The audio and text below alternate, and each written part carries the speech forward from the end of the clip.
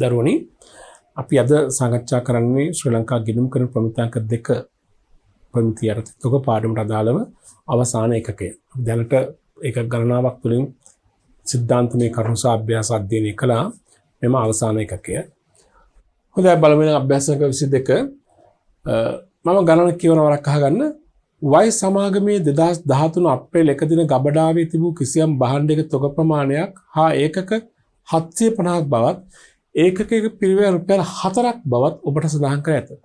ඒකක පිරිවැය රුපියල් 4යි එකක් 4 බැගින් වන ඒකක 750ක් තිබිලා තියෙනවා.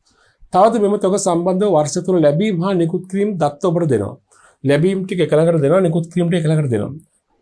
ඔබෙන් අහන්නේ ಭಾರತ සාමාන්‍ය පිරිවැය ක්‍රමයේ යටතේ 2014-331 තොග වටිනාකම සොයන්න.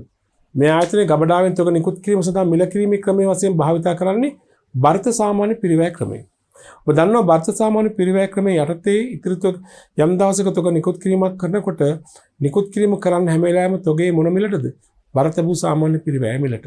ಭಾರತ භූ සාමාන්‍ය පිරිවැය ගන්න කොහොමද? ඉදිරියට තොගේ තිබූ වටිනාකම බෙදෙනවා තොග එකක සංඛ්‍යාවෙන්. ඒතර මෙතෙන්දිත් අපිට ගබඩා ලෙජරයක් හදාගන්න වෙනවා ඉතිරි තොගේ වටිනාකම ගණනය කිරීම සඳහා කලින් අභ්‍යාසවල කළා මෙන් මේ ආකාරයට ගබඩා ලෙජරයක් ඔබ හදාගන්නට ඕනි. WAC ක්‍රමයට ගබඩා ලෙජර හදාගන්න ඕනි. දිනය ලැබීම් නිකුත් කිරීම ශේෂය කියලා. දිනේ ලැබීමට තීරු තුනක් වෙනවා ප්‍රමාණය එකක මිල වටිනාකම. නිකුත් කිරීම යටතේ තියෙනවා තීරු තුනක් ප්‍රමාණය එකක මිල වටිනාකම. ශේෂය යටතේ තියෙනවා තීරු තුනක් ප්‍රමාණය එකක මිල වටිනාකම කියලා. හරි නේද? හොඳයි. දැන් මෙතෙන්දී මේ ලැබීම් නිකුත් කිරීම වෙන වෙනම තිබුණාට අපි දින අනුපිළිවෙලට තමයි වාර්තා කිරීම කරන්නේ. මුලින්ම ආරම්භක තොග තිබුණ ආරම්භක තොග ඊට පස්සේ දින අනුපිළිවෙලට යන්නට ඕනේ. හරිනේ? හොඳයි. ගන්න මුලින්ම තියෙනවා දින 23 අප්‍රේල් 1 නේද? අපි දන්නවා දිනය 2013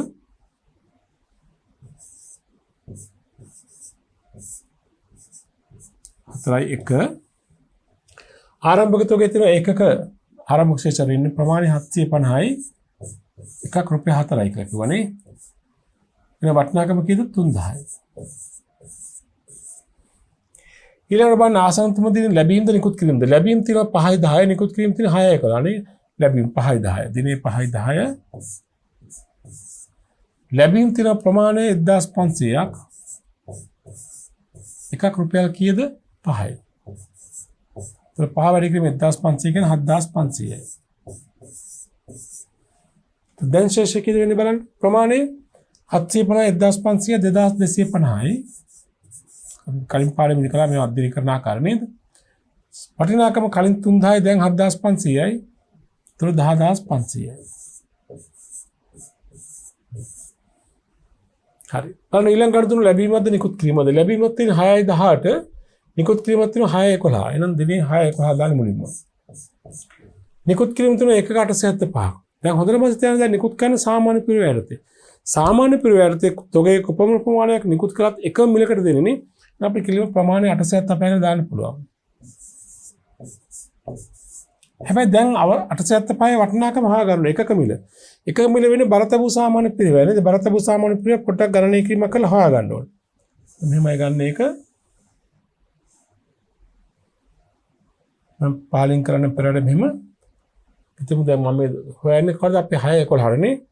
ඒතර 6 11 WAC ඒ කියන්නේ ಭಾರತ භූ සාමාන්‍ය පිරිවැය මෙහෙමයි එන්නේ. එදාට තොගේ වටිනාකම බෙදෙනවා තොගේ එකක සංඛ්‍යාවෙන්. එදාට තොගේ වටිනාකම කිව්වෙ මෙතන 10500යි. 10500 බෙදීම තොගේ එකක සංඛ්‍යාවක 2250යි. 10500 බෙදීම 2250. 10500 මෙදාට ගබඩාවේ තියෙන තොගේ වටිනාකම ඒකක සංඛ්‍යාව තියෙනවා 2250. හරි. 10500 2250න් බෙදන්න. බලමු ගණකයන්ත්‍රයක් ආධාරයෙන් 10500 බෙදීම 2250. උත්තරේ කීයද? 4.66 ආසන වශයෙන් අප ගමු. WAC සමානයි 4.66. හරි. එහෙනම් නිකුත් කරන තොගේ මිල මෙතන නිකුත් කරන මිල 4.66. වටිනාකම ගන්න 4.66 වැඩි කිරීම 875. නිකුත් කළ තොගේ වටිනාකම බලන්න කීයද කියලා එහෙමනම් 4.66 වැඩි කිරීම 875. 4.66 වැඩි කිරීම 875. උත්තර එනවා කීයද? 4077.50ක්. 4077.50ක්. අපි දැන් මෙතන අර 750 රවුන්ඩ් කරලා 4078 කියලා ගන්න පුළුවන්. වටිනාකම 4078යි. මොකද මෙතන 4.666 ගණන් කාපු නිසා 64 කිට්ටුනේ. නිසා ඒ රුපියල එකතු කරලා කමක් නැහැ. ඒතර නිකුත් කළ තොගේ වටිනාකම 4078යි.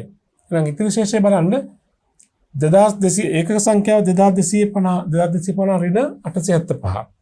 ඉතිරි ශේෂය අපි දාමු ඒකක සංඛ්‍යාව 2250 ඍණ 875. ඒකක සංඛ්‍යාව විතරේ 1375ක් නේද? 1375ක්. වටිනාකම 10500 ඍණ 4078. වටිනාකම වෙන්නේ 10500 ඍණ 4078. 10500 ඍණ 4078. උත්තරේ 6422යි. තේරුණාද ළමයි? તો අපිට කියන්න පුළුවන් ඉතිරි තොගේ වටිනාකම 6422යි ඒකක සංඛ්‍යාව 1375යි කියලා. දැන් 6422 1375න් බෙදුවම සාමාන්‍ය පිරිවැය වෙන්නේ එදාට ගබඩාවේ නිකුත් කළ තොගේ සාමාන්‍ය පිරිවැයම තමයි 466ම තමයි. ඔන්න බලන්න පුළුවන්. මේ බලන්න 6422 බෙදීම 1375 සමානයි හරිනේ 466 ක 67 නේද? ඒ කියන්නේ මම කිව්වේ සාමාන්‍ය පිරිවැය ක්‍රමයේදී ඉතිරි තොගේ වටිනාකමින් සාමාන්‍ය පිරිවැයටමයි නිකුත් කළ තොගේ පිරිවැය වෙන්නේ සාමාන්‍ය පිරිවැයමයි. හැබැයි ඉතින් සාමාන්‍ය පිරිවැය තොග ලැබීම සිදු වහම සාමාන්‍ය පිරිවැය වෙනස් වෙනවා. මොකද ලැබුණු මිල වෙනස් වෙන නිසා. හරි. ඊළඟ අවස්ථාව බලන්න. ඊළඟට තියෙන දැන් අපි 6.11 වාර්තා කළේ. ලැබීම් තියෙන 6.18 නිකුත් කිරීම තියෙන 7.2. කියන්නේ ලැබීමක් තියෙන 6.18 නේ. අපි ගමු 6.18 ලැබීමක් තියෙනවා. ඒක කීයක්ද? 500ක්. කීය ගානේද? 1 රුපියල් 8 ගානේ. වටිනාකම කීයද? 500 වටක්. ඒක කීයද? 4000යි. දැන් ශේෂය බලන්න කීයද කියලා 1375ට 500ක් එකතු වෙනවා. ඒ 1875 ඒකක ප්‍රමාණයේ ශේෂය 1375ට 500 එකතු වෙනවනේ. වටිනාකම 6422ට 4000ක් එකතු වෙනවා. 10422යි. හරි නේද? හොඳයි. ඊළඟට තියෙන දිනේ බලන්න ටැප් කරලා 618 නේ. ඊට පස්සේ තියෙන ලැබීමක් තියෙන 2014 2.2 නමුත් නිකුත් කිරීමක් තියෙන 2013 7.12 7.2 නේද? 7.2. ඉතින් 7.2 නිකුත් කිරීමක් තියෙන එක කීයද? 1750. දැන් නිකුත් කිරීම අපිට එකම මිලකට දෙන්න පුළුවන් නිසා සම්පූර්ණ කාලම ලියන්න පුළුවන්. 1750ම ලියන්න පුළුවන් නේ. 1750. දැන් මෙදා සාමාන්‍ය පිරිවැයට තමයි නිකුත් කිරීම කරන්නේ. සාමාන්‍ය පිරිවැය හොයාගමු. ඒතර දිනේ 7.2 සාමාන්‍ය පිරිවැය WAC කීයද බලන්න. අපි හොයාගමු අර තියෙන තොගේ වටිනාකම 10422යි. මෙතින් 10422 බෙදීම 1875. නිකුත් කළ තොගේ සාමාන්‍ය පිරිවැය 10422 බෙදීම 1875 නේද? 10422 බෙදීම 1875. උත්තරය රුපියල් 5.55 5.55 නේ. 5.55 කරලා දාම අසනසි. දැන් නිකුත් කළ තොගේ සාමාන්‍ය පිරිවැය 5.755. එහෙනම් 1750 වටිනාකම බලන්න කීයද කියලා. නිකුත් කළ තොගේ වටිනාකම. නිකුත් කළ තොගේ වටිනාකම වෙන්නේ 5.755 වැඩි කිරීම 1750. උත්තරය 9712යි 750 අපි 9713 කියලා ගමු. 9713යි.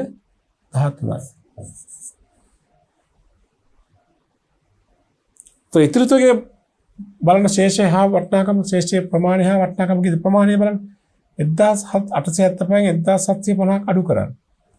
එතකොට 5යි 7න් 5ක් ගියම 2යි 8න් 7ක් ගියම 1යි 125 තව ඉතිරි නේද?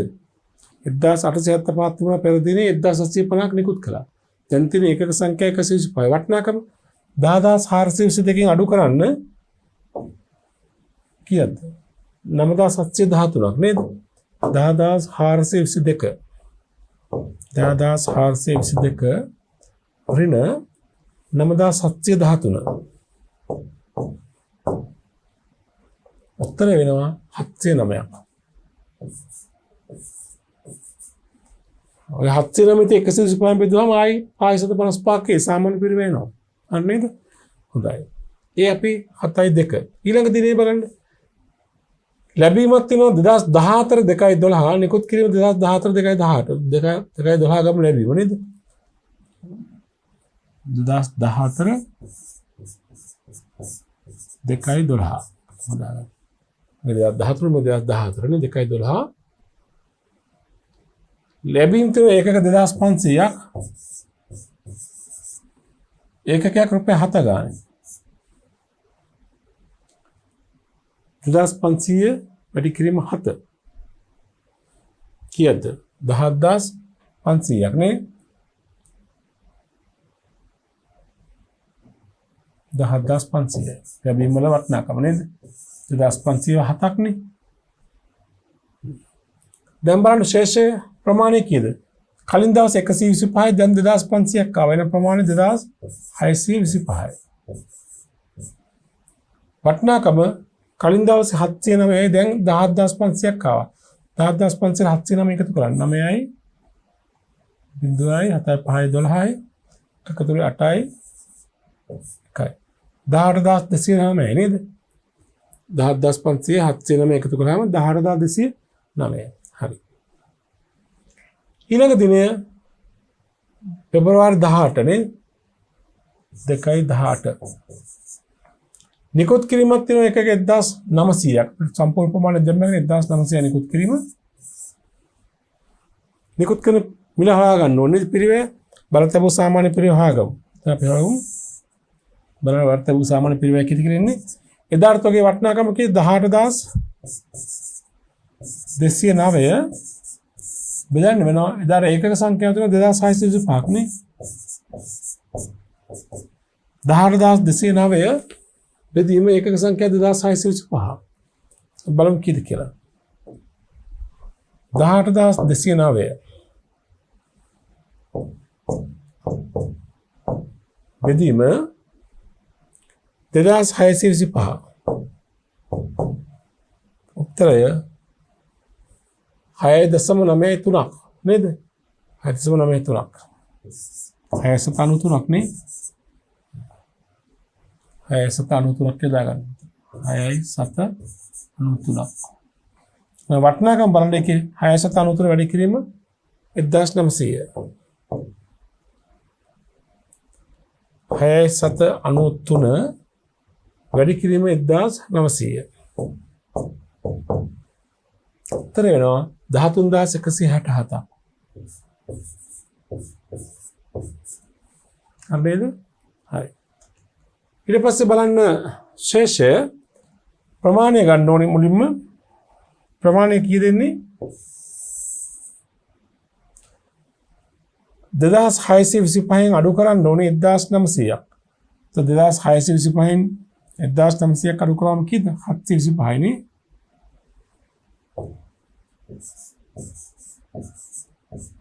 2625න් 2000 ගියාම 625 නේ 1900ක් ගිහලා 100ක් නේ 725 වටිනාකම කී 18209න් අඩු වෙන්න ඕනි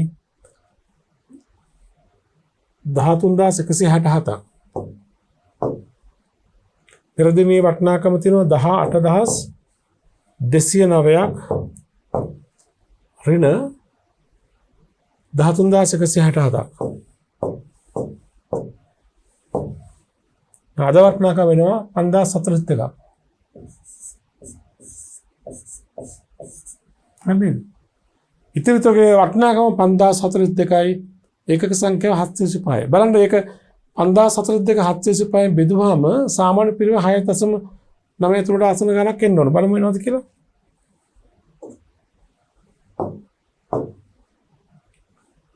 5042 බෙදීම 725. ත්‍රය හරි 6.95ක්. 93 දශම ගණක් එන නිසා තව ඒ ආසන ගණක් එන්නේ. හරිනේ. ඒතකොට අපිට කිව්වා ඉතිරි තොගේ ඒකක සංඛ්‍යාව 725 වටිනාකම 5042. අපි අහන්නේ නම් බරතබු සාමාන්‍ය පිරිවෙනට අවසන් තොගේ වටිනාකම නේද? උත්තරේ මෙහෙම ලියමු නම් 2014 3.31 ඉතිරි තොගේ පිරිවැය රුපියල් කීයද මෙතින් 5042යි. මේ බරතබු සාමාන්‍ය පිරිවැය ක්‍රමයට අපි ඉතිරි තොගේ වටිනාකම සෙවුවා නේද? ඒ කලින් සෙව්වේ කලින් එකක අපි කතා කළා FIFO ක්‍රමයට ඉතිරි තොගේ වටිනාකම ගණනය කරන ආකාරය. මේ පිරිවැය සූත්‍රය මම නැවත මතක් කරනවා ආදේශ කරන්න වෙන්නේ අනෙකුත් වෙළඳ තොග සඳහා. ඒ කියන්නේ ඉතිරි තොගේ පිරිවැය කවර මිල ගණන් වලින් සමන්විත වන්නේ කියලා නිශ්චිතව සඳහන් කරගන්න බැරි අවස්ථාවල නිශ්චිතව හඳුනා ගන්න බැරි අවස්ථාවල පිරිවැය සූත්‍රයක් මගින් පිරිවැය ගණනය කිරීම කරන්න ඕනේ. නිශ්චිතව හඳුනා ගන්න පුළුවන් නම් අදාළ තොගේම අදාළම පිරිවැය හඳුනා ගන්න ඕනේ. පැහැදිලි නේද? හොඳයි අපි යමු ඊළඟ අභ්‍යාසවල අපි බහුවර්ණ ප්‍රශ්න කිහිපයකට කරමු. බලන්න. ප්‍රශ්නාංක 23. පහත තොරතුරු 2017 මාර්තු මාසයේ සඳහා සමාගමක තොග අයිත මහා බැඳේ. දිනේ 2017 3ක ශේෂය 100යි ප්‍රමාණය ඒකක මිල 200යි. 2017 320 ගැනුම් ඒකක 400 එකක් 400යි. 2017 327 විකුණුම් ඒකක 200යි විකුණුම් මිල වටිනාකම් දීලා නැහැ. තොග නිකුත් කිරීම සිදු කරන්නේ FIFO ක්‍රම වන අතර සමාගම අනාගතයේදී බරිත සාමාන්‍ය පිරිවැය ක්‍රමයේ සලකා බලමින් සිටී. 2017 331 දිනට එක් ක්‍රමයේ යටතේ තොග පිරිවැය කීයද? පෙර පිවිසි ක්‍රමයට තොග පිරිවැය රුපියල් 1000 වලින් බරිත සාමාන්‍ය පෙර ක්‍රමයට තොග පිරිවැය රුපියල් 1000 වලින්. අපිට මේ තොරතුරු පදනම් කරන්න මේ පිරිවැය සූත්‍ර දෙකටම අනුකූලව තොගේ වටිනාකම ගණනය කරන්න වෙනවා. ඒ අනුව ඒ ඉලක්කම් දෙක නිවැරදිව දැක්වෙන පිළිතුරු තෝරන්න ඕනේ නේද? හොඳයි. අපි දැන් බලමු මේ ක්‍රම දෙකටම සරල ගණනය කිරීමක් කරලා ගබඩා ලෙජරයක් හදන්න අවශ්‍යතාවයක් නැහැ. සරල ගණනය කිරීමෙන් අපිට පුළුවන් උත්තරේ ගන්න. දැන් අපි දන්නවා FIFO ක්‍රමයේදී පළමුවෙන් ලැබුණු තොගේ මිල පළමුවෙන් නිකුත් කරන නිසා ඉතිරි තොගේ පිරිවැය හැදෙන්නේ අවසන් ලැබුණු මිල ගණන් වලින් නේද? දැන් මේ ගණන කියන විදිහට ළමයි ආරම්භක තොගේ තිබුණා තියෙනවා 100ක් ලැබීම් තිබුණා තියෙනවා 400ක්. ඒතකොට 400 500ක් 200ක් නිකුත් කළා. විකුණුවකෙන් 200ක් නිකුත් කළානේ.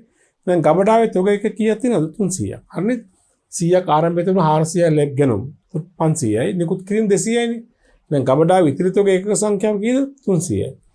තොර FIFO ක්‍රමයේදී එන්නේ ඉතිරි තොග ඒකක සංඛ්‍යාව මම ගණනය කර පෙන්නලා මෙහෙම පහලින් පෙර වැඩ ඉතිරි තොග ඒකක ගණන මෙහෙම වෙන්නේ 100ට 400 එකතු වෙනවා අඩු වෙනවා 200 නේද 500 200 ගම 300 නේද එකක 300යි මේක ගන්න තමයි 300. તો FIFO ක්‍රමයේදී පිටම් FIFO ක්‍රමයේදී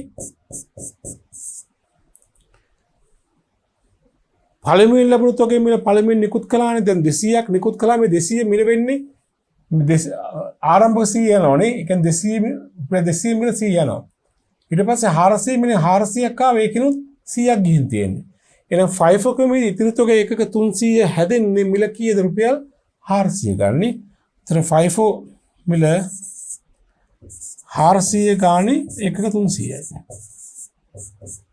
රුපියල් කීයද? 12000.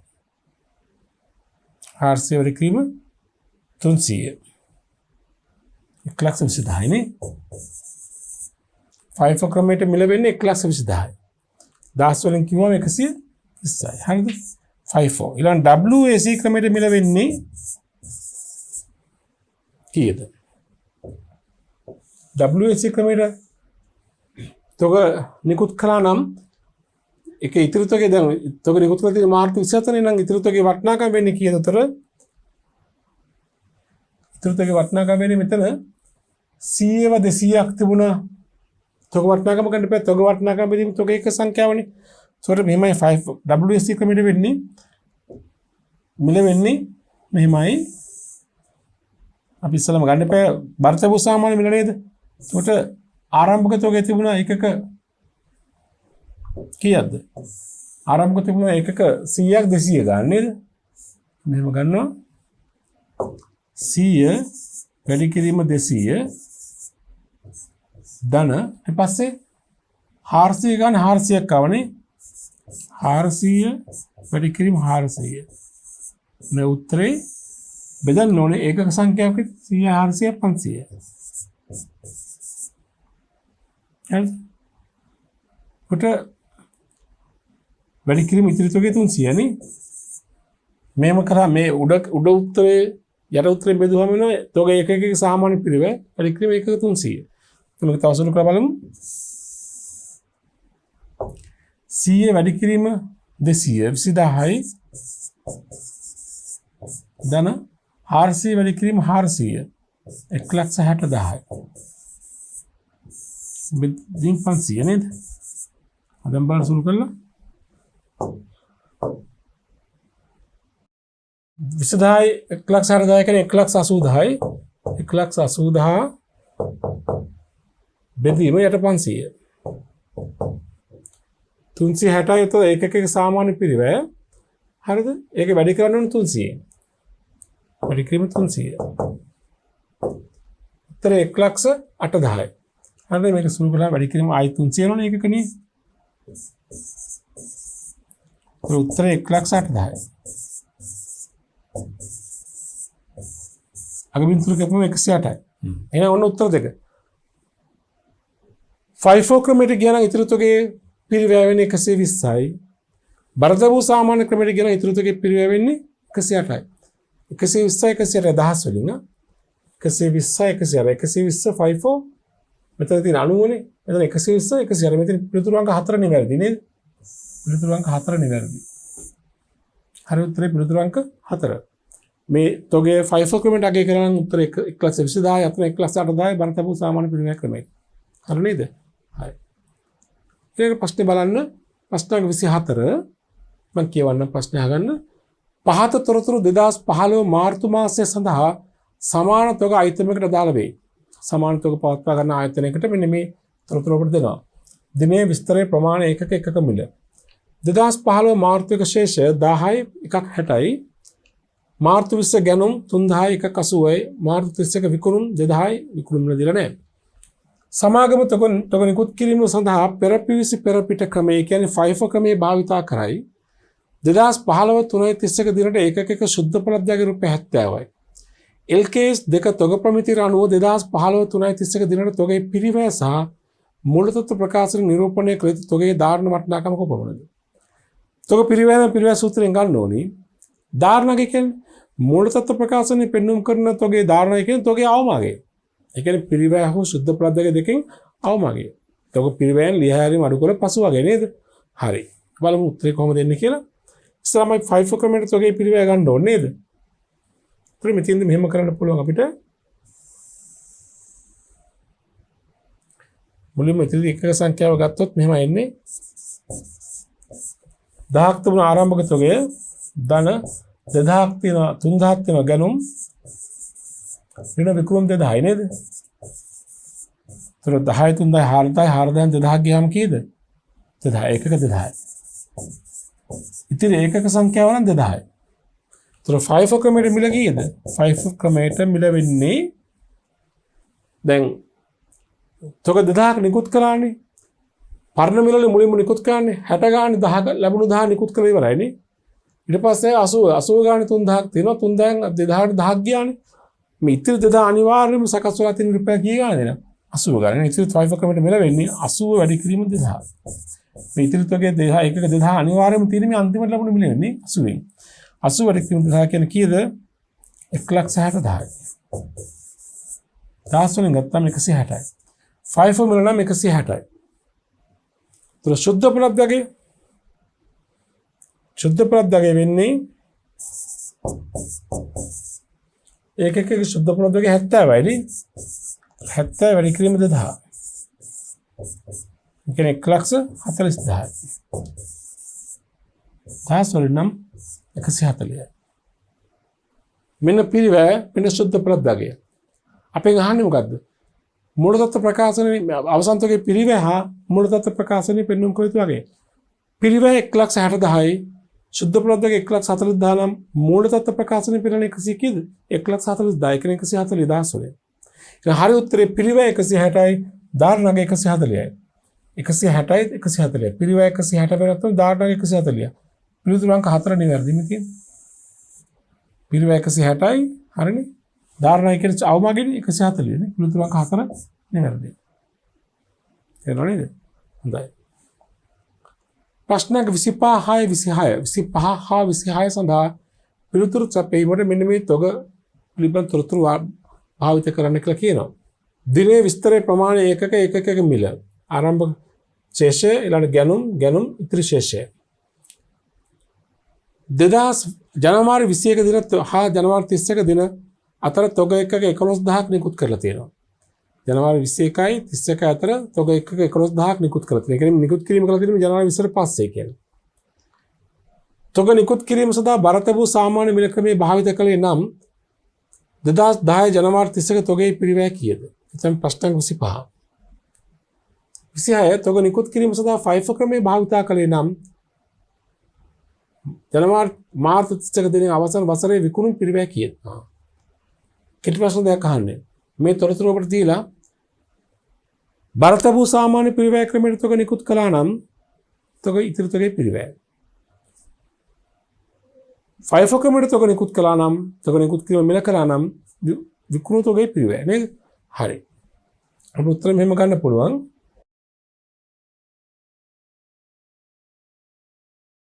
ඔය මෙහෙම පෙරලක් කරලා ගන්න පුළුවන් නේද?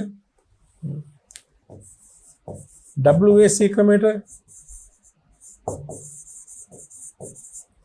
තොග වටිනාකම බෙදන්න එපා තොග ඒකක සංඛ්‍යාවෙන් නේද? තොග වටිනාකම වෙන්නේ කීයද බලන්න උතර.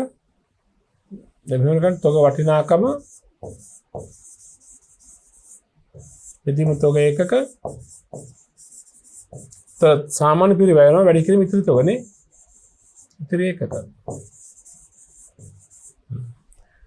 හොඳයි. දැන් අපි බලමු මේ බරත වූ සාමාන්‍ය පිරිවැය ක්‍රමයේ අර්ථ ඉතිරි තොගේ වටිනාකම ගණනය කරන්න යන්නේ. ඒතර බරත වූ සාමාන්‍ය පිරිවැය ක්‍රමයේ ඉතිරි තොගේ වෙන්නේ තොග වටිනාකම අරගෙන තොග ඒකක සංඛ්‍යාවෙන් බෙදුවම ඒකක සාමාන්‍ය පිරිවැය වෙනවා. වැඩි කරනවා ඉතින් ඒකක සංඛ්‍යාවෙන් නේද?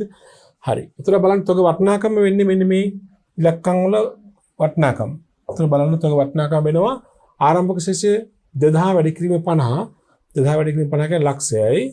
හරිද? ධන ඊළඟට ගැනුම් තියෙනවා 4000 වැඩි කිරීම 80. එතන වටිනාකම 3,20,000යි. ධන ඊළඟට 6000 වැඩි කිරීම 90. එතන වටිනාකම 5,40,000යි නේ. හරිද? බෙදීම තොග ඒකක සංඛ්‍යාව 2000 4000 6000 6000 12000යි. දැන් මේක බෙදුවම සාමාන්‍ය පිරිවැය වෙනවා වැඩි කිරීම ඉතිරි එකක සංඛ්‍යාවේ ගාන දෙනවා කිරීමකින් 1000යි. දැන් උඩ කැල සුළු කරලා බලන්න ලක්ෂය 3,20,000යි කීයද? 4,20,000යි 4,20,000යි 5,40,000යි. 9,60,000යි නේද? උඩ කොටස සුළු කළාම උත්තරේ 9,60,000යි. බෙදීම යට 12,000 ඒකක සංඛ්‍යාව වැඩි කිරීම ඉතිරි එකක සංඛ්‍යාව 1000යි. මේක සුළු කරලා බලමු කීයද කියලා ගණනය කරලා 9,60,000යි නේද? 9,60,000 9,60,000 5,40,000 6,60,000යි 9,60,000 බෙදීම 12,000 නේද? හරි බලන්න සුළු කරලා 9,60,000 බෙදීම 12,000 9,60,000 බෙදීම 12,000 තුර සාමාන්‍ය පිරිවැය වෙනවා 80ක් ඒකකයක වැඩි කිරීම 1000 උත්තරේ කියන්නේ 80000යි නේද? සාමාන්‍ය පිරිවැය 80000ක් වෙනවා. ඒත් බලන්න මෙතන උත්තරේ රුපියල් 80000යි. බරතබූ සාමාන්‍ය පිරිවැය ක්‍රමයට ඉදිරි තොගය අගය කළා නම් වටිනාකම 80,000. බලන්න 80,000 ගේ උත්තරේ තියෙනවද? ඔව් තියෙනවා. පිළිතුරු අංක 3 නිවැරදි. පිළිතුරු අංක 3 නිවැරදි. හරි නේද? හොඳයි. ඒ ප්‍රශ්නේ ආ කොටසෙන් අපෙන් අහනවා තොග නිකුත් කිරීම FIFO ක්‍රමයට සිදු කළේ නම් අවුරුද්දේ විකුණුම් පිරිවැය කීයද? එතකොට FIFO ක්‍රමයට නිකුත් කළ පිරිවැය බලන්න කීයද කියලා? FIFO නිකුත් කිරීම FIFO ක්‍රමයට නිකුත් කරන කොහොමද නිකුත් කරන්නේ? දැන් නිකුත් කරලා තියෙනවනේ එකක 11000ක්. 11000 දෙන්නේ කොහොමද? 50 ඒවා 2000ක් දෙනවා. 80 ඒවා 4000ක් දෙනවා. 6000යි ඉතිරි 5000 දෙන්නේ කී ගන්නද? 90 ගන්න. නේද? එහෙනම් FIFO ක්‍රමයෙන් නිකුත් කරන පිරිවැය වෙන්නේ මෙහෙමයි. 50 වැඩි කිරීම 2000 ලක්ෂයයි. ඊට පස්සේ 80 ගානේ 4000ක් නේද? 80 වැඩි කිරීම 4000 3,20,000යි. ඊළඟට ඔක්කොම 11000 දෙන්න එපා. 90 ගාන දෙනවා ඉතිරි 5000 නේද? දැන් මෙතන 6000 තියෙන්නේ. 90 ගාන දෙනවා 5000.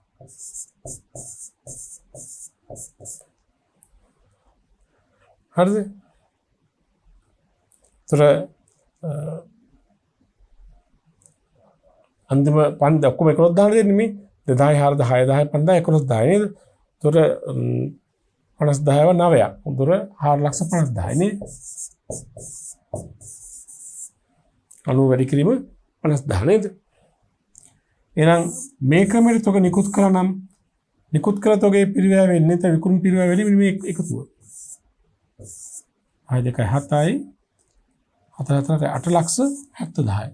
8,70,000යි. FIFO ක්‍රමයට තොග නිකුත් කළා නම් නිකුත් කළ තොගේ පිරිවැය නොහොත් විකුණු පිරිවැය 8,70,000යි. මෙතන උත්තරේ අංක 3.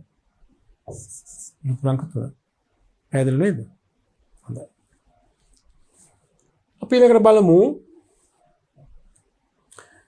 තොග පරිච්ඡේදයේ යටතේ අපිට ඉගෙන ගන්න තියෙන අවසාන සිද්ධාන්තමය කරුණු කිහිපය එවැනි මේ කාරණේ. දැන් අපි කතා කළේ තොග පිරිවැය සූත්‍ර අනුව තොග ගණනය කරන ආකාරය පිළිබඳ අභ්‍යාස වැඩම් කිහිපයක්ම කළා. LKS 2 අනුව තොගය වියදමක් ලෙස හඳුනා ගන්න අවස්ථා. ළමයි අපි තොගය කියන දේ එකපාරටම අපේ මනසට එන්නේ තොගය කියන වත්කම. හරි. තොගේ මිලදී ගන්න අවස්ථාවේ වත්කමක් වුණාට පසු කාලයේදී ඒ තොගේ වියදම බවට පත් වෙනවා. තොගේ මිලදී ගන්න අවස්ථාවේදී අපි ඒක සලකන්නේ වත්කමක් වශයෙන්. නමුත් පසු කාලකදී ඒ වියදම බවට පත් වෙනවා. අපෙන් අහන්නේ අපි දැනගන්න මේ ප්‍රමිතාංක දෙකේ සඳහන් කරනවා තොගේ වියදමක් වශයෙන් පසු කාලක හඳුනා ගන්න අවස්ථා දෙකක් පිළිබඳව. එකක් තමයි තොගය විකුණු පසු ඒ විකුණු තොගේ පිරිවැය වියදමක් වෙනවා. තොගේ වත්කමක් වුණාට තොගේ විකිණීම සිදු කළයින් පස්සේ තොගේ සම්බන්ධයෙන් විකුණුම් කියන අයභාරය උත්පාදනය කළයින් පස්සේ ඉපදුවෙන් පස්සේ ඒ විකුණු තොගේ සම්බන්ධයෙන් දරූ පිරිවැය මොකද්ද? විකුණු පිරිවැය. විකුණුම් පිරිවැය අපි සලකන්නේ වියදමක් වශයෙන්. තොගේ වියදමක් හඳුනා ගන්න එක අවස්ථාවක් තමයි විකුණන ලද තොගේ පිරිවැය හෙවත් විකුණුම් පිරිවැය. දෙවෙනි අවස්ථාව තමයි ළමයි තොගය පිරිවැයට වඩා ශුද්ධ උපලබ්ධි වටිනාකම කාලච්ඡේදයේ අවසානයේදී තොගේ පිරිවැයට වඩා ශුද්ධ උපලබ්ධියගේ අඩු නම් එම වෙනස අපි ආදායම් ප්‍රකාශනයෙන් කපා හරිනවා. තොග ලියහරින ප්‍රමාණයත් අපි සලකන්නේ වියදමක් වශයෙන්. තොගය සම්බන්ධයෙන් වියදමක් ලෙස හඳුනා ගන්න පුළුවන් පසු කාලයේදී තොගය සම්බන්ධයෙන් වියදමක් ලෙස හඳුනාගත හැකි අවස්ථා දෙකක් තිබෙනවා. එකක් තමයි විකුණන ලද තොගේ පිරිවැය විකුණුම් පිරිවැය, අනික තොග ලියහැරීම. ඒ ගැන තමයි මේ සඳහන් කරලා තිබෙන්නේ තොගේ වියදමක් වශයෙන් හඳුනා ගන්න අවස්ථා. ඊළඟට මේ ප්‍රමිතියේ පැහැදිලිව සඳහන් කරන තවත් සිද්ධාන්තමය කරුණක් තමයි තොග සම්බන්ධයෙන් මූල්‍ය ප්‍රකාශන තුල අනාවරණය කළ යුතු කරුණු. තමත් වැදගත් මේක. තොග සම්බන්ධව මූල්‍ය ප්‍රකාශන පිළිල කිරීමේදී අනාවරණය කළ යුතු කරුණු මොනවාද කියන එක. තොග සම්බන්ධයෙන් මූල්‍ය ප්‍රකාශන පිළිල කරනකොට අනාවරණය කළ යුතුයි පෙන්වා දී තිබෙනවා ප්‍රමිතියේ කරුණු කිහිපයක්. එකක් තමයි තොග අගය කිරීම සඳහා යොදාගත් පදනම්. තොග අගය කරන්න භාවිත කළ පදනම ඒක ඇත්තම ගිණුම් කරන ප්‍රතිපත්තියක්. එය අනාවරණය කරන්න ඕනේ. ඒ කියන්නේ තොග අගය කරලා තිබෙන ආයතනය කාණ්ඩ ක්‍රමයටද එහෙම නැත්නම් ආයතම් ක්‍රමයටද පදනම්නේ. ඒක අනාවරණය කරන්න ඕනේ. ඒ වගේම තොග අගය කිරීම සඳහා භාවිත කළ පිරිවැය සූත්‍රයක් වෙනම් ඒ පිරිවැය සූත්‍රය අනාවරණය කරන්න ඕනේ. අපි තොග පිරිවැය අගය කරලා තින්නේ 5-4 ක්‍රමයටය. නැත්නම් අපි තොග පිරිවැය අගය කරලා තිබෙන්නේ බරතබු සාමාන්‍ය පිරිවැය ක්‍රමයටය. තොග අගය කිරීම සඳහා යොදාගත් පදනම් අනාවරණය කරන්න ඕනේ. තොග අගය කිරීම සඳහා යොදාගත් තොග පිරිවැය තීරණය කිරීම සඳහා යොදාගත් පිරිවැය සූත්‍රය අනාවරණය කරන්න ඕනේ. ඒ පළවෙනි කාරණය. ඒ වගේම ආයතන විසින් කාණ්ඩගත කරන එක් එක් තොග කාණ්ඩය හා මුළු වටිනාකම අපි කිව්වොත් තොග වර්ගීකරණය කියලා. තොග වර්ගීකරණය අනාවරණය කරන්න ඕනේ. ඒ කියන්නේ තොග වර්ගීකරණය එකකින් තොග සංයුතිය කියන ඉතිරි තොගේ අමුද්‍රව්‍ය තොගේ කොච්චරද? නොනිමි ද්‍රව්‍ය තොගේ වටිනාකම කීයද? නිමි භාණ්ඩ තොගේ වටිනාකම කීයද? මුළු වටිනාකම. තොග සංයුතිය හෙවත් තොග වර්ගීකරණය අනාවරණය කරන්න ඕනේ මුළු වටිනාකමත් සමග. තොගේ සමස්ත වටිනාකමත් අනාවරණය කරන්න ඕනේ. තොග සංයුතියත් අනාවරණය කරන්න ඕනේ. අමුද්‍රව්‍ය තොගේ කොච්චරද? නොනිමි ද්‍රව්‍ය කොච්චරද? නිමි භාණ්ඩ කොච්චරද කියන එක. ඒ අනාවරණය කළ යුතු කරුණු. තුන්වෙනි එක සාධාරණ අගයෙන් විකිණීම සඳහා යන වියදම අඩු කළ පසු තොගවල වටිනාකම් ධාරණ අගය. ඒ කියන්නේ තොගේ සුද්ධ උපලබ්ධ අගය. කියන්නේ මේ තොගය පිරිවැයට දක්වා තිබෙන අවස්ථාවක සුද්ධ උපලබ්ධ වටිනාකමත් අනාවරණය කරන්නට ඕනේ. ඒ කියන්නේ සාධාරණයකට විකුණු වියදමක් දරලා තොගේ විකිණිය හැකි මිල අනාවරණය කරන්න ඕනේ. 4 කාලච්ඡේදයේ වියදමක්සේ හඳුනාගත් තොගය. කාලච්ඡේදය තුළදී වියදමක්සේ හඳුනා ගන්න තොගය අපි දැන් මීට මොහොතකට කලින් කතා කළේ. වියදමක් ලෙස හඳුනා ගන්න කරුණු දෙක තමයි විකුණුම් පිරිවැය තොග ලියහැරීමයි. එහෙනම් විකුණුම් පිරිවැය අනාවරණය කරන්න ඕනි. තොග ලියහැරීම අනාවරණය කරන්න ඕනේ. විකුණුම් පිරිවැය අපි ආදායම් ප්‍රකාශන ඉහළ කොටස අනාවරණය කරනවා නේද? විකුණුම් වලින් විකුණුම් පිරිවැය අපි අඩු කරන්නේ. ඒ තමයි වියදම. තොග වියදම.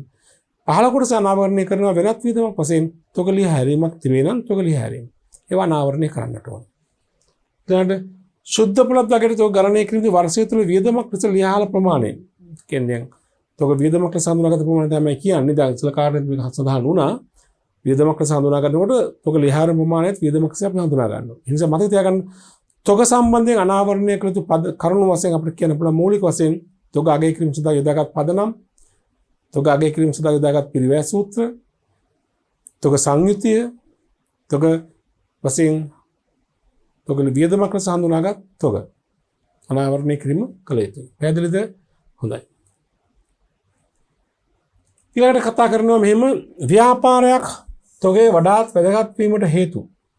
ඇයි ව්‍යාපාරයක් තොගයට මේ තරම් ඉහළ බරතැබීමක් කරලා ඉහළ වශයෙන් ඉහළ අගයක් ලෙස වැදගත් වෙන ප්‍රධාන හේතු. තොගේ ව්‍යාපාරයකට වැදගත් වීමට බලපාන ප්‍රධාන හේතු කිහිපයක් තිබෙනවා. එකක් තමයි තොගේ හා ලාභය අතර ඍජු සම්බන්ධකමක් තිබීම. තොගේ යම් වටිනාකමකින් වෙනස් වන්නේද ලාභයත් ඒ ප්‍රමාණයම වෙනස් වෙනවා. තොගේ රුපියලකින් වෙනස් වුණොත් ලාභය රුපියලකින් වෙනස් වෙනවා. තොගේ රුපියල් ලක්ෂයකින් වෙනස් වුණොත් ලාභය රුපියල් ලක්ෂයකින් වෙනස් වෙනවා. තොගේ හා ලාභය අතර පැහැදිලිවම රුජු සම්බන්ධතාවයක් තිබෙනවා. ඒ නිසා ව්‍යාපාරයේ තොගේ ගැන වැඩි සැලකිල්ලක් දක්වන්නට ඕනේ. තොග ගණනය කරනකොට සැලකිල්ලෙන් ඒ කාර්යය කරන්න ඕනේ. මොකද තොගේ යම් ප්‍රමාණයකින් වෙනස් වුණොත් ලාභය වෙනස් වෙන නිසා. එක හේතුවක්. දෙක තොගේ ව්‍යාපාරයේ මූල්‍ය තත්ත්වය සම්බන්ධයෙන් බලපාන කාරණයක්. තොගේ වැරදුනොත් ව්‍යාපාරයේ මූල්‍ය තත්ත්වය වර්ධිනවා. විශේෂයෙන්ම ජංගවත්කම ළගේ වර්ධිනවා. ඒ අනුව මුළුවත්කම ළගේ වර්ධිනවා. ඒ නිසා තොගය ව්‍යාපාරයේ මූල්‍ය තත්ත්වය නියෝජනය කරන ප්‍රධාන අයිතමයක් නිසා තොගය පැහැදිලිවම හරියටම අගය කිරීම කරන්න ඕනේ. වැඩි සැලකිල්ලකින් තොගේ සම්බන්ධයෙන් අවධානයක් යොමු කරන්න ඕනේ. මේ තියෙන්නේ එක තොගේ හා ලාභය අතර ඍජු සම්බන්ධතාවයක් පවතින නිසා. තොගේ දෙක තොගේ වත්කමක් වන නිසා ඒ නිවැරදිව ආගණනය කළ යුතුයි. නැත්නම් මූල්‍ය තත්ත්වයේ වැරදීමක් සිදු වන නිසා. ඊළඟට තොගේ අනෙක් වත්කම් මෙන් නොව ගිණුම් කාලච්ඡේදයේ පුරාවටම අඛණ්ඩව ගිණුමක් මගින් පවත්වා නොගනී. බොහෝ ව්‍යාපාර ගිණුම් කාලච්ඡේදයේ අවසන් තොගේ භෞතික ගණනය කොට වාර්තාකරණය කරයි. දැන් අනෙක් වත්කම් ළමයි අපි වත්කම් ගිණුමක් පවත්වාගෙන වසර පුරාම ඇතිවන වෙනස් වීම අපි ඒ අදාළ ගිණුමෙන් හරබැර කිරීම කරනවා. නමුත් තොග සම්බන්ධයෙන් එවැන්නක් සිදුවන්නේ නැහැ. තොග සම්බන්ධයෙන් වෙනම තොග ගිණුමක් ලෙජරේ වසර පුරාම පවත්වා ගන්න නැහැ. සිද්ධ වෙන්නේ කාලච්ඡේදයේ අවසානයේදී තොගේ භෞතිකව අගය කරලා ඒ වාර්තා කරන එක. ඒ නිසා විශේෂ අවධානයක් තොගේ සම්බන්ධයෙන් ඇති කළ යුතුමයි. මොකද තොග ගිණුමක් ලෙජරේ නැති නිසා. යන්ත්‍ර ගිණුම, මුදල් ගිණුම වගේ ගිණුමකුත් නැති නිසා තොගේ අපි හඳුනාගන්නේ ගිණුම් කාලච්ඡේදයේ අවසාන නිසා තොගේ සම්බන්ධයෙන් හරි අවධානයකින් හරි සැලකිල්ලකින් මේ කාර්යය කරන්නට වෙනවා. 4 මූල්‍ය ප්‍රකාශන සකස් කිරීම හා ඉදිරිපත් කිරීම සම්බන්ධ වන ආකෘතිමය රාමුවේ දක්වා ඇති උපකල්පන හා ගුණාත්මක ලක්ෂණ වලට තොග සම්බන්ධ ක්‍රියාපටිපාටියේ ඍජුවම සම්බන්ධතාවයක් ඇතිවීම. අපි මීට කලින් කතා කරලා තියෙන මූල්‍ය ප්‍රකාශන ඉදිරිපත් කිරීමේදී මූලතොරතුරු වල තිබිය යුතු ගුණාත්මක ලක්ෂණ තියෙනවානේ.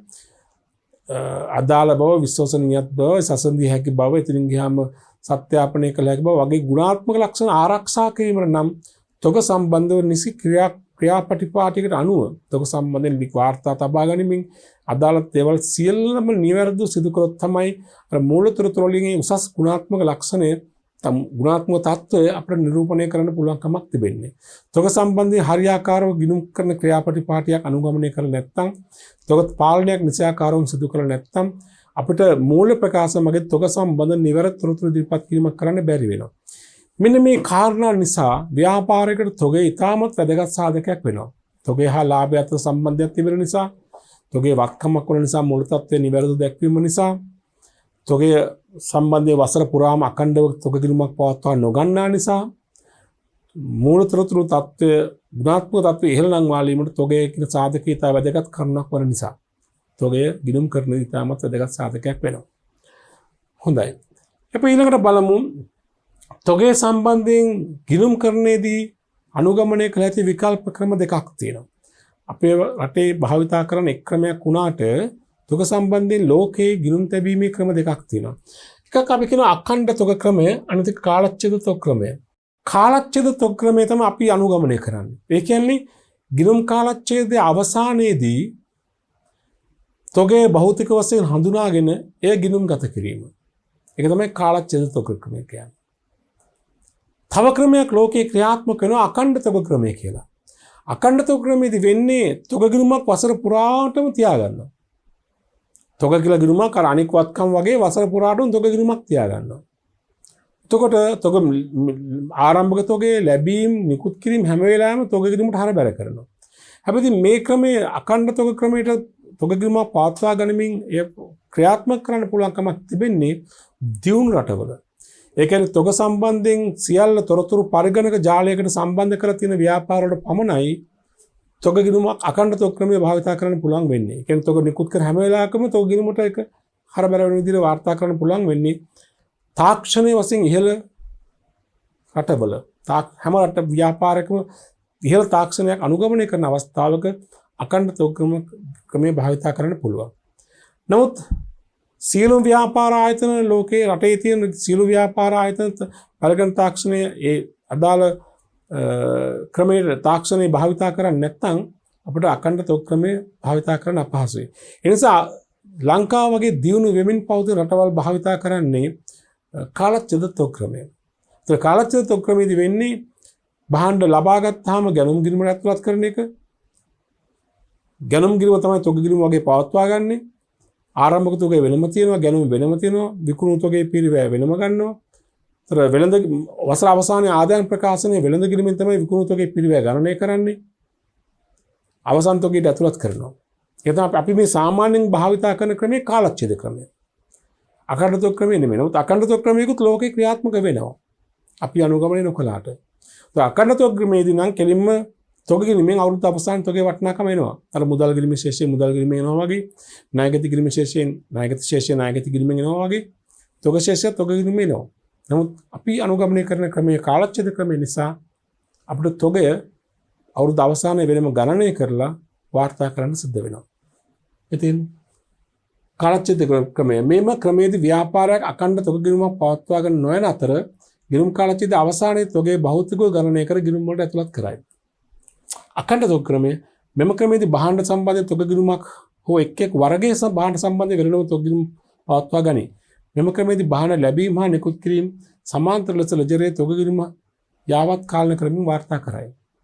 නමුත් අපිට මේක අදාළ වෙන්නේ නැහැ. දෙවෙනි ක්‍රමය අපිට අදාළ වෙන්නේ කාලච්ඡේද තොග ක්‍රමය. නමුත් ලෝකයේ තොග ගිණුම් තැබීමේ ක්‍රමයක් වශයෙන් මේ දෙවෙනි ක්‍රමයක් භාවිතා කරනවා. පැහැදිලිද? හොඳයි. අපි යමු තව අභ්‍යාස කිහිපයක් කළා මේ පාඩම අවසන් කරමු. ප්‍රශ්න 27 බලන්න. එල්කේස් දෙක ප්‍රමිතියට අනුව තොගය වියදමක් ලෙස හඳුනාගත හැකි අවස්ථා දෙකක් නම් කරන්න. අපි දැන් කියවනේ මොකක්ද? එකක් විකුණන ලද භාණ්ඩවල පිරිවැයනේ. විකුණන ලද භාණ්ඩවල පිරිවැය. අපි ඒක සලකන්නේ වියදමක් වශයෙන්. ඒ කියන්නේ විකුණුම් පිරිවැය. තව තොග ලියා හැරීම. තොගේ සුද්ධ ප්‍රොඩක්ට් එක දක්වා ලියා හැරීම අපි සලකන්නේ වියදමක් වශයෙන් නේද? 28 LKS දෙක තොග ප්‍රමිතියට අනුව තොග සම්බන්ධයෙන් මූල්‍ය ප්‍රකාශන වල හෙළිදරව් කළ යුතු කරුණු දෙකක් සඳහන් කරන්න. මොකක්ද? අපි කතා කළා කරුණු කීපයක්ම. එකක් කියන්නේ තොග අගය කිරීම සඳහා යොදාගත් පදනම්. ඒ කියන්නේ අදහස් කරන අඛණ්ඩ තොග ක්‍රමය හෝ අයිතම් තොග ක්‍රමය කියන එක නේද? ඊළඟට තොග පිරිවැය අගය කිරීම සඳහා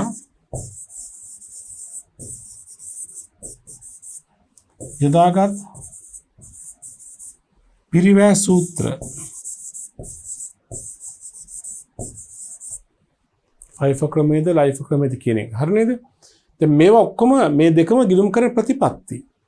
තොග අගය කිරීම සඳහා යොදා ගන්නා පදනම ගිණුම් කරන ප්‍රතිපත්තිය. තොග අගය කිරීම පිරිවැය සූත්‍රය ගිණුම් කරන ප්‍රතිපත්තිය. තව එකක් අපි කිව්වොත් තොග සංයුතිය නේ. තොග වර්ගීකරණය, තොග සංයුතිය. එන අමුද්‍රව්‍ය තොගේ, නිමිද්‍රව්‍ය තොගේ, නොනිමිද්‍රව්‍ය තොගේ කියන එක නේද? හොඳයි. ප්‍රශ්නයක් 29 ව්‍යාපාරයක් සම්බන්ධයෙන් තොගේ වඩාත් වැදගත් වත්කමක් ලෙස හඳුනා ගැනීමට හේතු දෙකක් සඳහන් කරන්න. තොගේට මෙතන වැදගත්කම දෙන්න හේතු දෙකක්. එක ලියුම කතා කරන්නේ මොකද්ද? තොගය හා ලාභය අතර ඍජු සම්බන්ධතාවයක් පැවතීම. දෙක තොගය මූල්‍ය තත්ත්වය නිරූපණය කරන වත්කමක් වීම. තොගේ වෙනස් වුණු මූල්‍ය තත්ත්වය වෙනස් වුණානේ. ඒ ප්‍රධාන කරුණු තොගේ සම්බන්ධයෙන් තොගේ මෙතන වැදගත් වශයෙන් සලකන්න හේතු නේද? හොඳයි. ගන්න ඊළඟ ප්‍රශ්නය ප්‍රශ්නක 30. පොඩි ප්‍රශ්නයක්. බලන්න. 2020 මාර්තු 31 දිනෙන් අවසන් වර්ෂය සඳහා මූල්‍ය ප්‍රකාශන පිළිල කිරීමෙන් පසු අවසන් තොග ලේඛනවල පහත් දැක්වෙන සටහන සොයා ගන්න ලදී. මේ මූල්‍ය ප්‍රකාශනවලට තොග ගණනය කිරීම සම්බන්ධයෙන් භාවිත කළ සටහන ඔබට දෙනවා. තොග අයිතම අංක 155 156 157. තොග ඒක ගණන ඒකක එක පිරිවැය මුළු පිරිවැය. 1 10 35 මුළු පිරිවැය කියලා අන්තිම 34500යි. 1 10 41 ඒකක එක පිරිවැය මුළු පිරිවැය කියලා අන්තිම 84200යි. අංක 157 ඒකක සංඛ්‍යා 3000යි 56 740යි අන්තිම 163800ක් කියලා. ප්‍රශ්න කීපයක් අයන්න තොග ලේඛනයේ වැරදි මොනවද? දැන් මේ ලේඛනයේ වැරදි තියෙනවලු මොනවද කියලා අහනවා. මොනවද? බලන්න මේ ගණනය කිරීම හරිද කියලා. 35 80 වැඩ කිරීම 10. 35 80 වැඩ කිරීම 10. අරන්තින 34500යි කියලා. ඒක හරිද බලන්න. 35 80 වැඩ කිරීම 10 කීයද වෙන්න ඕනේ? දැන් අපිට කෙලිම ලෙහෙසිම කියන්න පුළුවන් නේද? 35 80 වැඩ කිරීම 10 වෙන්න ඕනේ කීයද? 35800යි. උත් අරන්තින කීයද? 38500. එතන මේක නිවැරදි ගාන 35800යි නේද? අරන්තින 38500. නැතෝ ගායිතම 155 දෝෂයක් තියෙනවා. අනිත් එක බලන්න. 41 720යි ඒකක 2000යි. මේක 2000 වැඩි කළාම බලමු මේ ගාන එනවද කියලා. 41 720 720 වැඩි කිරීම 2000. එන්ඩෝනි ගාන 82400යි. අරන් තියෙන්නේ 84200. මේක නිවැරදි ගාන 82400. ඒකත් වැරදිනේ. පොඩි ගණිතමය වශයෙන් දෝෂක් කරලා තියෙනවානේ. අංක ගණිත දෝෂයෙන් තියෙනව නේද? ගණිතමය දෝෂ තියෙනවා. අංක 3 අංක 157 56 741 3000. බලමු උත්තරේ හරි උත්තරේ කියලා දෙන්න ඕනේ කියලා. 56,40 වැඩි කිරීම 3000. හරි උත්තරේ වෙන්න ඕනේ 1,69,200යි. අරන් තියෙන 1,63,800 නේ 1,69,200. එහෙනම් තොග ලේඛනයේ අයිතමෙන් තුනම ගණනය කිරීමේ දෝෂ තියෙන. අපි අහන්නේ අයන්න තොග ලේඛනයේ වැරදි මොනවාද? ඒතර බලන්න 155 කියන අයිතමේ 38500යි නිවැරදි ගාන 35800 අරන් තියෙනවා. අර නිවැරදි ගාන 35800 අරන් තියෙන 38500ක්. ඒ කියන්නේ තොගය එතන අධි ගණනයක් වෙලා තියෙනවා නේද? ඒතර අපි සංඛ්‍යාව දැම්මොත් මෙතන අධි ගණනය කීයද? මේ දෙකේ වෙනස නේ බලමු කීයද කියලා. 38500යි 35800යි.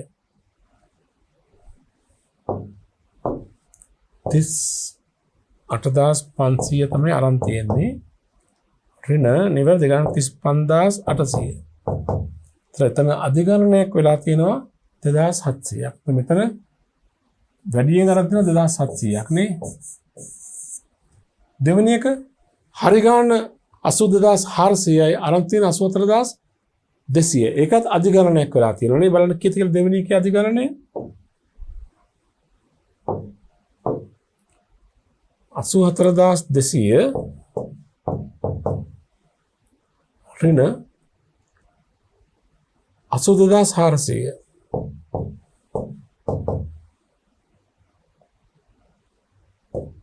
1,800 මේ දෙවෙනි එකත් 1,800ක අධිගණනය වෙලා තියෙනවා නේ. තුන්වෙනි එකෙත් 1,69,200යි නිවැරදි ගාන අරන් තියෙන 1,63,800 ඌණ ගණනයක් වෙලා තියෙනවා නේ. ඌණ ගණනය කීයද බලන්න එතන. තුන්වෙනි එකේ ඌණ ගණනයක් වෙලා තියෙනවා. කීයද බලන්න. 1,69,200 තමයි හරි ගාන. ඍණ අරන් තියෙන 1,63,800යි. 3,800. ඒක ඌණ ගණනයක් වෙලා තියෙනවා 5,400. ඍණ 5,400ක් නේද? තොග එකක දෙකක් අධිගණනයක් වෙලා තොග එකකයක් ඌණ ගණනයක් වෙලා නේද? හරි. ඒතර අපි ලියුවොත් එහෙම දැන් මේකට උත්තරේ තොග ලේඛනයේ සිදුවී ඇති වැරදි මොනවාද? අපි ලියන්නට ඕනේ. මෙහෙම ලියමු මේකට උත්තරේ තොග ලේඛනයේ සිදුවී ඇති වැරදි. අපි මෙහෙම ලියමු. අංක 155 තොගය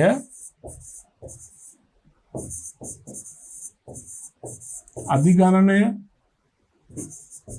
වීම කීයද රුපියල්? අධිගණනය වෙලා තිබුණා රුපියල් 2,700කින් නේද? 2,700යි. ඊළඟට අංක 156 තොගය ඒකත් අධිගණනය නේද? අධිගණනය වීම ඒක අධිගණනය වෙලා තියෙනවා කීයකින්ද? 1,800ක් නේද? රුපියල් 1,800යි. ඊපස්සේ අංක 157 තොගය ඌණ ගණනය. ඌණ ගණනය වීම රුපියල් කීයද ඒක? 5,400ක්. රුපියල් 5,400 මේ බලන්න ගාන ඌණ ගණනයනේ 5,400ක්. ඒතර සමස්ත වශයෙන් ගත්තාම සුද්ධ ප්‍රතිඵලය ගත්තාම දෙකක් ධන එකක් ඍණනේ ධන සංඛ්‍යා දෙක කීයද? 2,700යි 1,800යි. එතකොට 15යි 34යි 4,500ක් තමයි වැඩි වෙලා තියෙන්නේ. ඌණ ගණනේ 5,400. තොගේ වැඩි වෙලා තියෙනවා 4,500කින් අයිතමෙන් දෙකකින් එකකින් 5,400ක් අඩු වෙලා තියෙනවා. ඒ දෙකේ සුද්ධ ප්‍රතිඵලය කීයද? 4,500 5,400කින් 900. 900කින් තොගේ සුද්ධ බලපෑම තොගේ 900කින් අඩුයි නේ. නිසා තොග සුද්ධ අඩුවීම 900ක් නේද? හරි නේද? දෙකක් වැඩි වෙලා තියෙනවා 4,500 එකක් අඩු වෙලා තියෙනවා 5,400කින්. අවසානයේ ගත්තම සුද්ධ බලපෑම තොගේ රුපියල් 900කින් අඩු වෙලා තියෙනවා. මේ කවදරද? අවසන් තොගේ නේද? 2020 මාර්ච් 31 තොගේ නේද? අවසන් තොගේනේ. 2020 3.31 තොගය එකත් පොත තියාගන්න. 2020 3.31 තොගය තමයි මේ ප්‍රශ්නේ ඇති වෙලා තියෙන්නේ. එදාට තොගය සුද්ධ බලපෑම 900ක අඩු වෙලා තියෙනවා. ඔන්න තොග ලේඛනයේ වෙලා තියෙන වැරදි. ඊළඟ ප්‍රශ්නේ අහනවා ඊට වැරදි පහ සඳහන් කරුණු වලට බලපාන්නේ කෙසේද?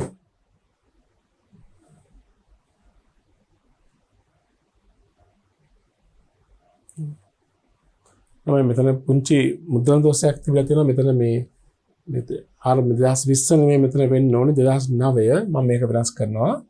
මොකද 2020 කියලා තියෙන 2009 වෙන්න ඕනේ. 2009 3.31 දිනෙන් අවසන් වසරේ මූල්‍ය ප්‍රකාශන පිළිවෙල කිරීම තමයි මේ කිරීම කොහොමද 2009 තියෙන පැහැදිලි පේනවනේ නේද?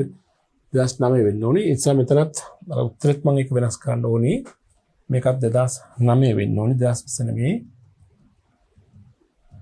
2009 3.31 තමයි මේ ප්‍රශ්නේ වෙලා තියෙන්නේ. ඔකේ. හරි 2009 3.31. දැන් ඊළඟ ප්‍රශ්නේ අහන්නේ ඉහත වැරදි පහ සඳහන් කරුණු වලට කෙසේ බලපානද? එකක් 2009 3.31 දින තොගයේ වටිනාකම. අපෙන් දන්නවා දැනටමත් උත්තරේනේ. 2009 3.31 තොගය අඩුවීම කීයද? 900. උත්තරය අපි මෙහෙම ලියමු. 2009 3.31 තොගය අඩුවීම 900. මොන්නේ?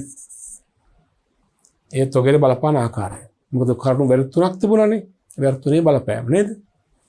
ඊළඟ ප්‍රශ්නේ අහනවා 2009 මාර්තු 31 දිනට අවසන් වර්ෂයේ විකුණුම් පිරිවැයට මොකද වෙන්නේ? දැන් අපි අවසන් තොගය ගිණුම් තබන්නේ කොහොමද? අවසන් තොග ගිණුම හර වෙළඳ ගිණුම බැර. එහෙම නැත්නම් විකුණුම් පිරිවැය ගිණුම බැර.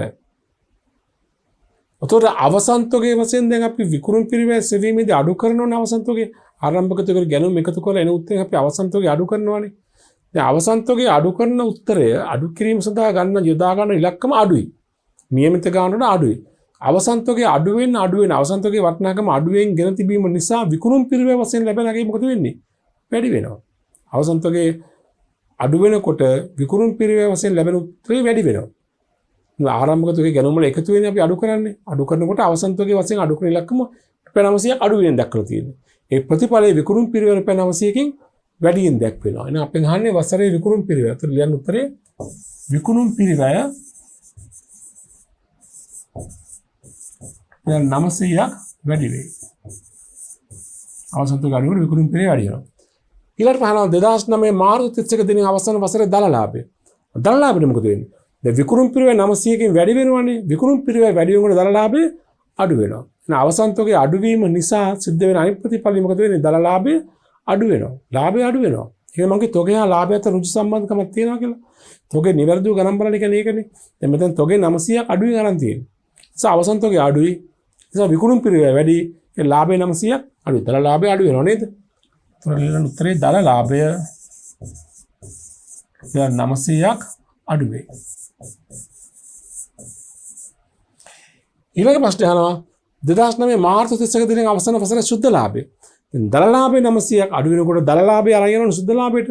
දල ලාභය 900ක් අඩු වෙනවා කියන්නේ ඒ ප්‍රතිඵලය මොකද වෙන්නේ? සුද්ධ ලාභයත් 900ක් අඩු වෙනවා. උත්තරය අපි ලියමු මෙහෙම.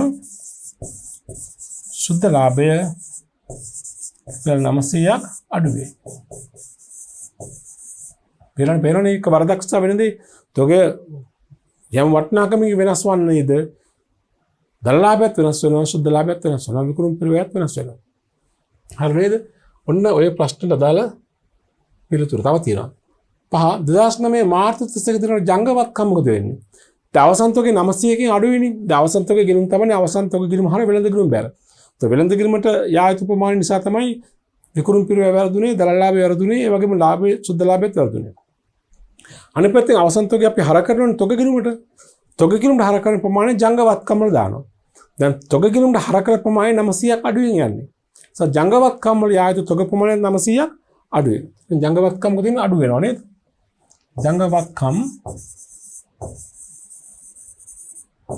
රුපියල් 900ක් අඩු වෙනවා නේ. ඒ ජංගවත්කම් නියෝජනය කරන තොගේ 900ක් අඩු වෙනවා. ඊළඟ 2009 මාර්තු 31 දිනට සුද්ධවත්කම්. සුද්ධවත්කම් මොකද වෙන්නේ? සුද්ධවත්කම් කියන්නේ හිමිකමනේ. නේද? උතර ජංගවත්කම් අඩු වෙනවා කියන්නේ මුළුවත්කම් අඩු වෙනවා. මේ පැත්තෙන් අනිත් පැත්තෙන් හිමිකම අඩු වෙනවා. ඇයි ඒ? තොගේ අඩුවීම නිසා දලලාභය අඩු වුණා. ඒ නිසා සුද්ධලාභය අඩු වෙනවා. සුද්ධලාභය අඩු වෙනවා කියන්නේ හිමිකම අඩු වෙනවා. එන උත්තර හිමිකම අඩු වෙනවානේ. සුද්ධවත්කම් නොත් හිමිකම. සුද්ධවත්කම් නැත්නම් හිමිකම 900ක් අඩු වෙයි. හිමිකම අඩු වෙන බලපෑම හේතු උනේ ලාභය අඩු වෙනවා. ඒත් මොළදත්ත ප්‍රකාශනයේ එක පැත්තකින් දැන් ගිණුම් කරන සමීකරණ එක පැත්තේ හිමිකම අඩු වෙනවා, ලාභය අඩු වෙනවා 100ක්, අනිත් පැත්තේ වත්කම අඩුයි. දෙපැත්තම සමාන වෙනවා අන්තිමට. සමාන වුණත් දෝෂයක් තියෙනවා. ලාභය අඩු වෙනවා නැත්නම් හිමිකම අඩු වෙනවා. වත්කමලගේ අඩු වීම නිසා ජංගවත්කමලගේ අඩු වීම නිසා මුළු වත්කම අඩු වෙනවා නේ. හොඳයි. මේ ප්‍රශ්න උත්තරය ඔකයි. අපි මේ අවසාන ප්‍රශ්නෙට මේ වගේ මෙහා සමානතා ප්‍රශ්නයක් 31 වෙනි ප්‍රශ්නය බලන්න. සුජිත්ගේ ව්‍යාපාරයේ 1999 වසර අවසානයේ තොගේ වැරදීමකින් අඩුවෙන් ගණනය කර ඇති බව 2020 12 31 දිනක අවසාන වසර සඳහා ගිණුම් පිළිවෙල කිරීමෙන් පස්සේ හෙළිදරව් වෙනවා. හොඳට මතක තියාගන්න. මේ පෙර වරදක් විදිහට කිව්වොත් ගිය අවුරුද්දේ අවසන් තොගේ ගණනය කිරීමේදී ඒ අඩුවෙන් ගණනය කරලා තියෙන බව 2020 දෙසැම්බර් 31 දින මූල්‍ය ප්‍රකාශන පිළිවෙල කිරීමේදී අනාවරණය වෙනවා. හරිනේද? ගිය අවුරුද්දේ අවසන් තොගේ අඩුවෙන් ගණනය කරලා කියනවා. මෙම වැරදීම හේතුවෙන් පහ සඳහන් එක් අයිතමය අඩු වේද වැඩි වේද නැත්නම් වෙනස් නොවේද යන සඳහන් කරන්න. ඉලක්කම් දීලා නැහැ. වරදේ ස්වභාවය විතරක් දෙනවා. පසුගිය වසර අවසාන තොගය ගණනය කරනකොට වැරදීම කියන්නේ අඩුවෙන් ගණනය වෙලා. ඒ කියන්නේ 99 කියන්නේ පෙර වර්ෂය. 2000 කියන්නේ ප්‍රවර්තන වර්ෂය. මේ අභ්‍යාසයට අනුව 99 වසරේ අවසන් තොගේ වැරදීමකින් අඩුවෙන් ගණනය කර ඇත මේ. අවසන් තොගේ ගිය අවුරුද්ද අඩුවෙන් 99 අවුරුද්ද. ඒතර එක දෙයක් මතක තියාගන්න මේ කාරණය. ගිය අවුරුද්දේ අවසන් තොගේ තමයි මේ අවුරුද්දේ ආරම්භක තොගය. ඒතර ගිය අවුරුද්දේ අවසන් තොගේ අඩු වෙනවා කියන්නේ තව විදිහකින් කිව්වොත් මේ අවුරුද්දේ ආරම්භක තොගේ අඩු වෙනවා. හරි ඒක ඒ සම්බන්ධත මතක තියාගන්න. ගිය අවුරුද්ද පසුගිය වසරේ අවසන් තොගේ තමයි ප්‍රවර්තන වසරේ ආරම්භක තොගේ වෙන්නේ. ඒතර ගිය අවුරුද්ද අවසන් තොගේ අඩුවෙන් තක්සේරු කිරීම නිසා ගිය අවුරුද්දේ ලාභය වර්ධිනවා, ගිය අවුරුද්දේ විකුණුම් පිරිවෙල වර්ධිනවා, ගිය අවුරුද්දේ තොගේ වර්ධිනවා. ඒ වගේම මේක බලපානවා මේ අවුරුද්දට නේ. මේ අවුරුද්දේ ආරම්භක තොගේ වර්ධිනවා, මේ අවුරුද්දේ විකුණුම් පිරිවෙල වර්ධිනවා, මේ අවුරුද්දේ දල ලාභය වර්ධිනවා, මේ අවුරුද්දේ සුද්ධ ලාභය වර්ධිනවා, මේ අවුරුද්ද අවසානයේ ප්‍රතිඵල වෙනස් වෙනවා මේ අවුරුද්දෙත් නේ. හරි.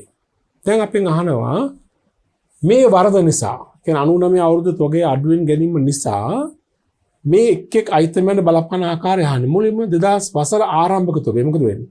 ගිය අවුරුද්ද අවසාන තොගේ අඩු නම් මේ අවුරුද්ද ආරම්භක තොගයත් අඩු වෙයි.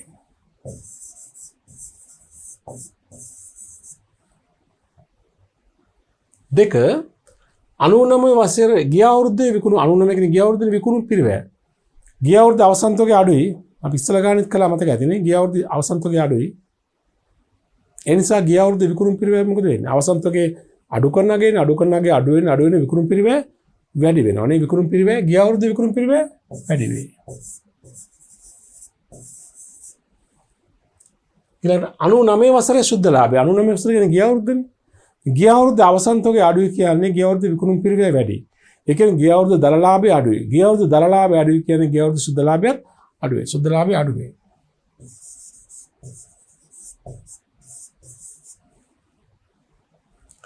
ඊළඟට 2000 වසර අවසානයේ අයිතිකරුගේ ස්කන්ධය. මම මේ ප්‍රශ්නෙට පිළිතුරු දීමට කලින් මම මේ ප්‍රශ්නෙට උත්තර දෙක හොයලා ඉන්නම්. උතරාට මේක ලේසියෙන්ම ගන්න පුළුවන්. මේ හතරවෙනි ප්‍රශ්න පොඩ්ඩක් කොහොමද තියලා මම 5 6 උත්තර දෙක හොයලා ඉන්නම්. උතර මේ හතරට උත්තරේ ඉබේ වෙනවා. 2000 වසරේ විකුණු බඩුවල පිරිවැය. මම කිව්වා දැන් 99 වසර අවසාන තොගේ තමයි 2000 වසරේ ආරම්භක තොගය. 99 වසරේ අවසාන තොගේ අඩු වුණා කියන්නේ 2000 වසරේ ආරම්භක තොගේ මොකද උනේ? අඩු වෙනවා. ආරම්භක තොගේ අඩු වෙනවා කියන්නේ 2000 වසරේ ආරම්භක තොගේ කියන්නේ විකුණුම් පිරිවැය නියෝජනය කරන අයිතමයක්. ආරම්භක තොගේ අඩු වෙනවා කියන්නේ 2000 වසරේ විකුණුම් පිරිවැය මොකද වෙන්නේ? අඩු වෙනවා නේද? විකුණුම් පිරිවැය අඩු වෙනවා. හැබැයි මතක ඇති ගිය අවුරුදු විකුණුම් පිරිවැය වැඩි වුණා. ගිය අවුරුද්දක ප්‍රතිඵලයේ විකුණුම් පිරිවැය වැඩි වුණා. නමුත් ඒ ගිය අවුරුද්ද අවසන් තොගේනේ. ගිය අවුරුද්ද අවසන් තොගේ කියන්නේ මේ අවුරුද්ද ආරම්භක තොගේනේ. මේ අවුරුද්ද ආරම්භක තොගේ පස්සේ විකුණුම් පිරිවැය අඩු වෙනවා. ඊට පස්සේ යනවා 2000 වසර සුද්ධ ලාභය. මොකද වෙන්නේ? ගිය අවුරුද්දේ මේ අවුරුද්දේ ආරම්භක තොගේ අඩුයි. ඒද විකුණුම් පිරිවැය අඩුයි. විකුණුම් පිරිවේ අඩු වෙනකොට මොකද වෙන්නේ? ලාභය වැඩි වෙනවා. ලාභය වැඩි වෙයි. ඒ ආරම්භක තුනේ අඩු වෙන්නේ විකුණුම් පිරිවේ අඩු වෙන්නේ. ගිය අවුරුද්ද මොකද උනේ? ගිය අවුරුද්ද ලාභය අඩු වුණා. දැන් උන මං කියනවා මෙතන උත්තර එනවා කියලා. මේ තොග ආයතනයේ වෙනස් වීම නිසා තොග ගණනය කිරීමේ දෝෂයක් ඇති වූ නිසා ඒ දෝෂය අවුරුදු දෙකකට බලපානවා. තොග අගය කළ ගිණුම් වර්ෂයටයි ඊළඟට එළඹෙන ගිණුම් වර්ෂයටයි. හැබැයි බලපාන්නේ ප්‍රතිවිරුද්ධ ආකාරයට. උතර වසර දෙකකින් අවසානයේදී සුද්ධ ලාභයේ අයිතිකරුවන්ගේ හිමිකමට ඇතිවෙච්ච බලපෑම ශූන්‍ය වෙනවා. දැන් අපි ලාභය කියලා ගමු. ලාභය කියන කාරණේ ගමු. ලාභයෙන් බලපාන මෙතන හිමිකමට නේද? 99 2000. මේ බලන්න ලාභය මේ වර්ධන නිසා තොග අඩුවෙන් ගණනය වීම නිසා 99 වසර සුද්ධ ලාභය මොකද උනේ? අඩු වුණානේ. 99 වසර ලාභය අඩු වුණානේ. කී හරි ඉලක්කමකින් 1000 2000 කී හරි 2000 වසර ලාභය මොකද උනේ? වැඩි වුණානේ. ඉලක්කම අපි කිව්ව 5000 කියලා 5000 කී අඩු වුණා 5000 කී වැඩි වුණා. අවසානයේ කැපිලා ගියාම උත්තරේ කීයද? 0යි. එහෙනම් 2000 වසර අවසාන වන විට අයිතිකරුගේ හිමිකමට වෙච්ච බලපෑම ශූන්‍ය වෙනවා. 99 වසරේ ස්වාධීනව ගත්තොත් හිමිකම අඩුවෙන් දැක්වෙන්නේ. 2000 වසර ස්වාධීනව ගත්තොත් හිමිකම වැඩියෙන් දැක්වෙන්නේ. ලාභය අඩු වීම නිසා, ලාභය වැඩි වීම නිසා. නමුත් වසර දෙක අවසානයේදී මෙතන ගිය අවුරුද්දේ හිමිකමෙන් 10ක් අපි 10 කියලා උත්තරේ. තෝග අගේ අඩු වීම 10 නම් ගිය අවුරුද්ද හිමිකම 10කින් අඩු වුණා. මේ අවුරුද්ද හිමිකම 10කින් වැඩි වුණා. අවසානයේ ගත්තාම සමස්ත හිමිකමට වෙලා තියෙන බලපෑම ශූන්‍ය. අපෙන් අහන්නේ 2000 වසර අවසානයේ අයිතිකරුගේ ස්කන්ධය අපි කියන්නේ මොකද්ද? වෙනස් නොවේ. වෙනස් නොවේ. ඇයි වෙනස් නොවේ වෙන්නේ? මම පැහැදිලි කළේ ඒකයි. පෙර වර්ෂයෙන් තොග අගය කිරීමෙන් වෙච්ච බලපෑම ප්‍රතිවිරුද්ධ ආකාරයෙන් මේ අවුරුද්දෙන් බලපානවා. ගිය අවුරුද්ද ලාභය අඩු වුණානේ මේ අවුරුද්ද ලාභය වැඩි වුණානේ. අවසානයේ ගත්තාම හිමිකමට සුද්ධ බලපෑම සුද්ධ වශයෙන් බලපෑමක් ඇති වෙලා නැහැ. පැහැදිලි නේද? හොඳයි. හොඳයි ළමයි අපි මේ ගණනත් එක්ක ප්‍රමිති අංක 2 අපේ පාඩම් ඒකකය ගිණුම් කරන ප්‍රමිත කියන පාඩම් ඒකකය අවසන් වෙනවා. අපි ඊළඟ පාඩම් මේකකයේ වශයෙන් තවත් වැදගත් ගිණුම් කරන ප්‍රමිතියක් සාකච්ඡා කරන්න බලාපොරොත්තු වෙනවා. ඒ තමයි දීපල පිරියත හා උපකරණ සම්බන්ධ ගිණුම් කරන ප්‍රමිතිය. ප්‍රමිති අංක 16. ඒක දීර්ඝ පාඩම් මේකකයක්. අපි ඊළඟ පාඩම් මේකකයේ තුලින් ආරම්භ කරලා අපි ඒක දිගටම සාකච්ඡා කරගෙන යමු.